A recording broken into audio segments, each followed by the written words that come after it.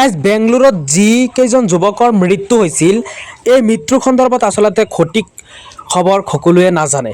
এই সন্দৰ্ভত আমাৰ ভাস্কৰ দাই কি ক'লে আপোনালোকে সম্পূৰ্ণ কথাখিনি যদি শুনি যায় তেতিয়া সুন্দৰকৈ বুজি পাব আচলতে কি কাৰণত মৃত্যু হৈছিল। মানুহৰ মৃত্যু বিভিন্ন কাৰণত হ'ব পাৰে। আচলতে বেংগলুৰুত এইকেইজন যুৱকৰ কেনেদৰে হৈছিল শুনক। এইটো কাৰণেই মৰে ৰাইজ, এই হালধীয়া যে জ্বলিছে এইটো কাৰণেই মৰে। বাংগালোৰৰ 4জন যুৱকৰ মৃত্যু হ'ল এইটো কাৰণ।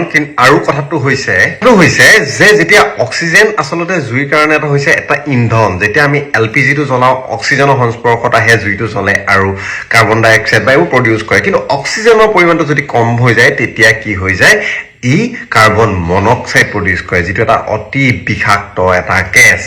এতিয়া কথাটো হৈছে অক্সিজেনটো কমকে পায় কেতিয়া, যেতিয়া আপুনি সেই ষ্ট'ভটোত আপুনি দেখিব হালধীয়া জুই জ্বলিছে, অৰ্থাৎ তাত কিবা জাম হৈ গৈছে, সেইটো কাৰণে সময়মতে ক্লিন কৰিব, 1 নম্বৰ কথা।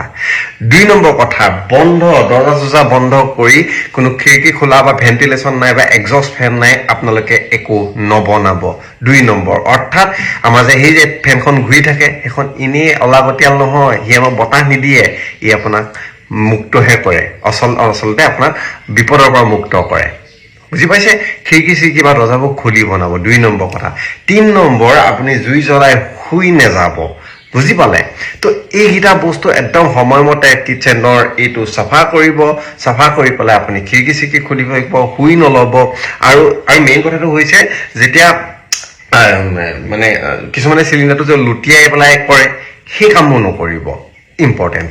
এতিয়া কথাটো হৈছে যে আপোনাৰ কাৰ্বন মনক্সাইড হৈছে এনেকুৱা এটা গেছ যিটো আপুনি গমেই নাপাব, তাৰ কোনো গোন্ধ নাই, কোনো স্মেল আপুনি নাপায়, আপোনাৰ কোনো ৰিয়েকশ্যন নাপাব, আপোনাৰ চাইলেণ্টলি কিল কৰি দিব। গতিকে কোনো গোন্ধ নথকা মানে নথকা একেবাৰে এটা গেছ। বুজি পাইছে?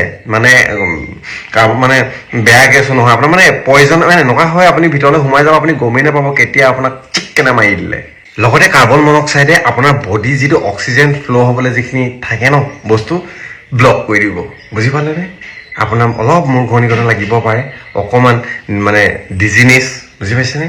তাৰপিছত লাহেকৈ যেতিয়া আপুনি শুই থাকোঁতে গমেই নাপাব আপোনাৰ বডি অক্সিজেন ফ্ল'টো নহ'ব যে। বুজি পালে? Direct dead. বুজি পালে? গতিকে বডি কাম নকৰা অচল কৰি উঠিব। গতিকে শ্বেয়াৰ কৰি দিয়ক, কিটচেনৰ যি বস্তুখিনি, ষ্ট'ভ যিখিনি ফুটাবোৰ সময়মতে চাফা কৰিব। বুজি পালেনে? আৰু এই ফেন এখন যে দিয়ে, অলাগতিয়াল ফেনখন জ্বলাই ৰাখিব, মানে চলাই ৰাখিব, জ্বলাই নহয়। ঠিক আছে?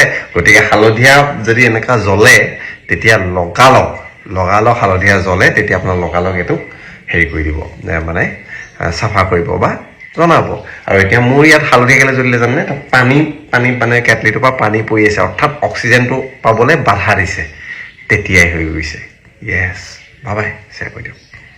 তো ভাস্কৰ দাই যিকেইটা কথা কৈছে খুব শুদ্ধৰকৈ বুজাই কৈছে। আপোনালোকে এইকেইটা নিয়ম অন্ততঃ মানি চলিব, য'তেই আপোনালোকে বিদেশতে নাথাকে কিয়, কিন্তু এইকেইটা কথা সদায় মানি চলিব।